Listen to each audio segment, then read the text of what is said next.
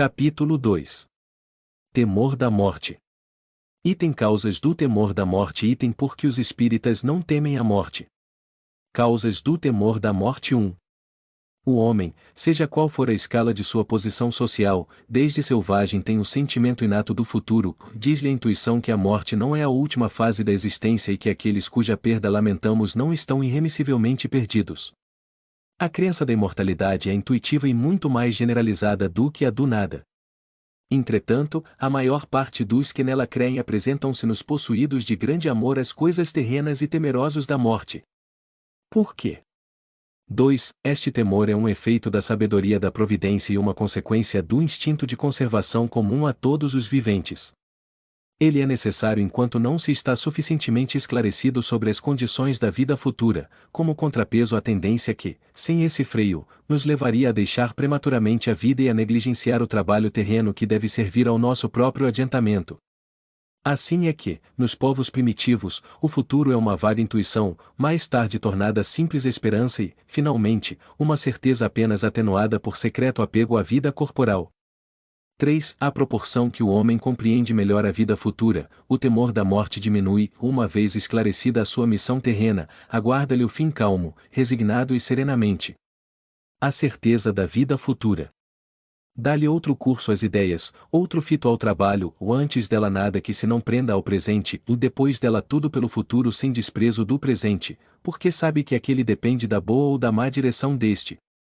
A certeza de reencontrar seus amigos depois da morte, de reatar as relações que tivera na terra, de não perder um só fruto do seu trabalho, de engrandecer-se incessantemente em inteligência, perfeição, dá-lhe paciência para esperar e coragem para suportar as fadigas transitórias da vida terrestre. A solidariedade entre vivos e mortos faz-lhe compreender aqui. Deve existir na terra, onde a fraternidade e a caridade têm desde então um fim e uma razão de ser, no presente como no futuro. 4. Para libertar-se do temor da morte é mister poder encará-la sob o seu verdadeiro ponto de vista, isto é, ter penetrado pelo pensamento no mundo espiritual, fazendo dele uma ideia tão exata quanto possível, o que denota da parte do espírito encarnado um tal ou qual desenvolvimento e aptidão para desprender-se da matéria. No espírito atrasado a vida material prevalece sobre a espiritual apegando-se às aparências, o homem não distingue a vida além do corpo, esteja embora na alma a vida real ou aniquilado aquele, tudo se lhe afigura perdido, desesperador.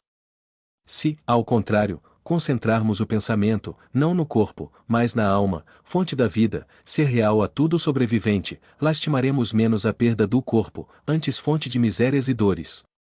Para isso, porém, necessita o espírito de uma força só adquirível na madureza. O temor da morte decorre, portanto, da noção insuficiente da vida futura, embora denote também a necessidade de viver e o receio da destruição total ou igualmente o estimula secreto anseio pela sobrevivência da alma, velado ainda pela incerteza. Esse temor decresce, à proporção que a certeza aumenta, e desaparece quando está completa.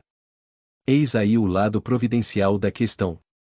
Ao homem não suficientemente esclarecido, cuja razão mal pudesse suportar a perspectiva muito positiva e sedutora de um futuro melhor, prudente seria não o deslumbrar com tal ideia, desde que por ela pudesse negligenciar o presente, necessário ao seu adiantamento material e intelectual. 5. Este estado de coisas é entretido e prolongado por causas puramente humanas, que o progresso fará desaparecer. A primeira é a feição com que se insinua a vida futura, feição que poderia contentar as inteligências pouco desenvolvidas, mas que não conseguiria satisfazer a razão esclarecida dos pensadores refletidos. Assim, dizem estes, desde que nos apresentam como verdades absolutas princípios contestados pela lógica e pelos dados positivos da ciência, é que eles não são verdades. Daí, a incredulidade de uns e a crença dúbia de um grande número. A vida futura é-lhes uma ideia vaga, antes uma probabilidade do que certeza absoluta, acreditam, desejariam que assim fosse, mas apesar disso exclamam, se todavia assim não for. O presente é positivo, ocupemo-nos dele primeiro, que o futuro por sua vez virá. E depois, acrescentam, definitivamente o que é a alma? Um ponto, um átomo, uma faísca, uma chama? Como se sente, vê ou percebe? É que a alma não lhes parece uma realidade efetiva, mas uma abstração. Os entes que lhes são caros, reduzidos ao estado de átomos no seu modo de pensar, estão perdidos, e não têm mais a seus olhos as qualidades pelas quais se lhes fizeram amados, não podem compreender o amor de uma faísca nem o que a ela possamos ter.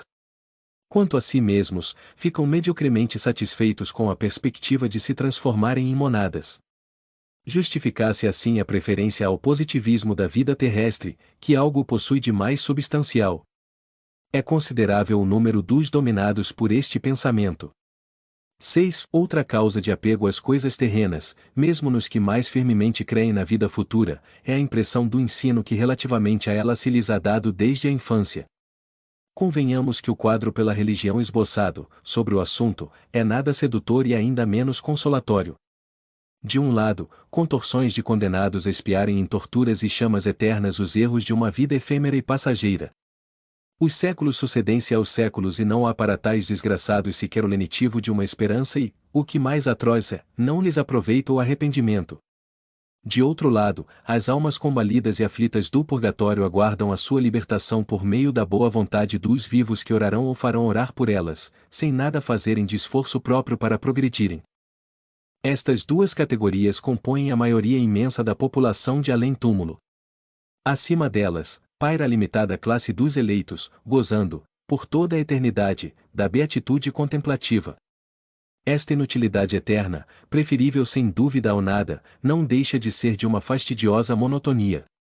É por isso que se vê, nas figuras que retratam os bem-aventurados, figuras angélicas em que mais transparece o tédio que a verdadeira felicidade.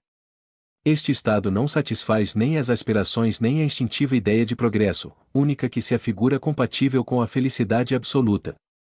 Custa crer que, só por haver recebido o batismo, o selvagem ignorante, de senso moral obtuso, esteja no mesmo nível do homem que atingiu, após longos anos de trabalho, o mais alto grau de ciência e moralidade práticas. Menos concebível ainda é que a criança falecida em tenra idade, antes de ter consciência de seus atos, goze dos mesmos privilégios somente por força de uma cerimônia na qual a sua vontade não teve parte alguma. Estes raciocínios não deixam de preocupar os mais fervorosos crentes, por pouco que meditem.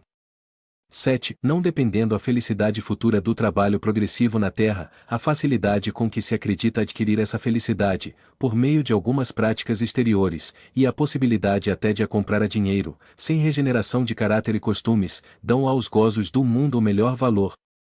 Mais de um crente considera, em seu foro íntimo, que assegurado o seu futuro pelo preenchimento de certas fórmulas ou por dádivas póstumas, que de nada o privam, seria supérfluo impor-se sacrifícios ou quaisquer incômodos por outrem, uma vez que se consegue a salvação trabalhando cada qual por si. Seguramente, nem todos pensam assim, havendo mesmo muitas e honrosas exceções, mas não se poderia contestar que assim pensa o maior número, sobretudo das massas pouco esclarecidas, e que a ideia que fazem das condições de felicidade no outro mundo não entretém o apego aos bens deste, acoroçoando o egoísmo. 8. Acrescentemos ainda a circunstância de tudo nas usanças concorrer para lamentar a perda da vida terrestre e temer a passagem da terra ao céu. A morte é rodeada de cerimônias lúgubres, mais próprias a infundirem terror do que a provocarem a esperança. Se descrevem a morte, é sempre com aspecto repelente, nunca como sono de transição. Todos os seus emblemas lembram a destruição do corpo, mostrando-o hediondo e descarnado, ou nenhum